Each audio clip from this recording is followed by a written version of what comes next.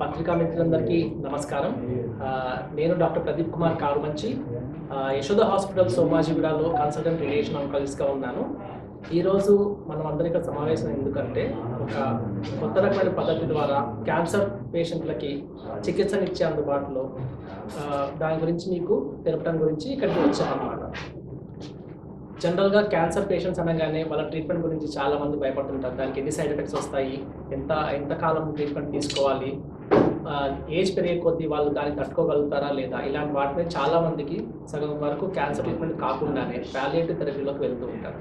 కాకపోతే ఇప్పుడు టెక్నాలజీ చాలా పెరిగిపోవటం వల్ల, కొత్త పద్ధతులు రావటం వల్ల ఈవెన్ పేషెంట్స్ ఎంత ఓల్డ్ ఉన్నా కానీ, లేకపోతే వాళ్ళకి వేరే కోమార్బిడిటీస్ అంటే హార్ట్ ప్రాబ్లమ్స్ ఉన్నా, లంగ్ ప్రాబ్లమ్స్ ఉన్నా, వేరే వేటి వలనైనా కానీ ఇంతకుముందు రేడియేషన్ తీసుకోవడానికి కానీ, వేరే క్యాన్సర్ ట్రీట్మెంట్ తీసుకోవడం కానీ ఇబ్బందులు ఉన్న వాళ్ళు కూడా ఇప్పుడు వాళ్ళకు కూడా ట్రీట్మెంట్ ఇచ్చే విధానాలు మనకి అవైలబుల్లో ఉన్నాయన్నమాట.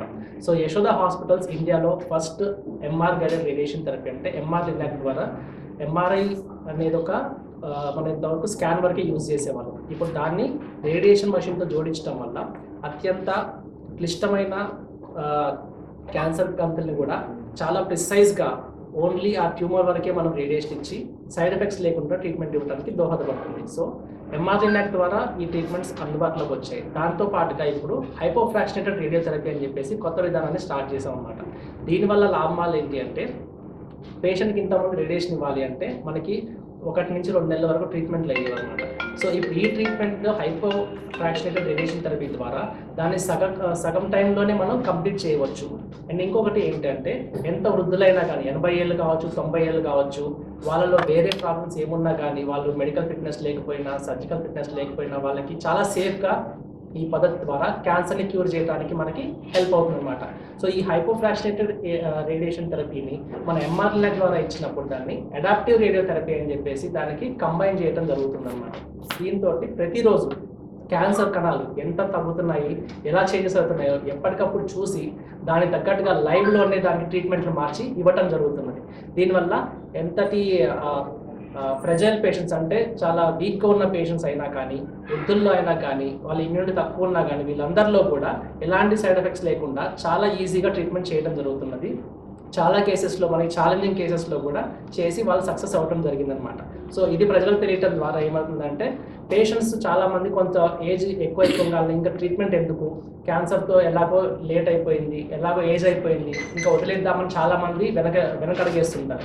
అలా వేయాల్సిన అవసరం లేకుండా ఇలాంటి పద్ధతిని యూటిలైజ్ చేసుకొని మంచిగా ట్రీట్మెంట్ చేసుకోవచ్చు అనేది నా విన్నపం. Thank you. వృద్ధులకి ఏమన్నా ఎఫెక్ట్ అనేది ఏమన్నా ఉంటుంది సార్?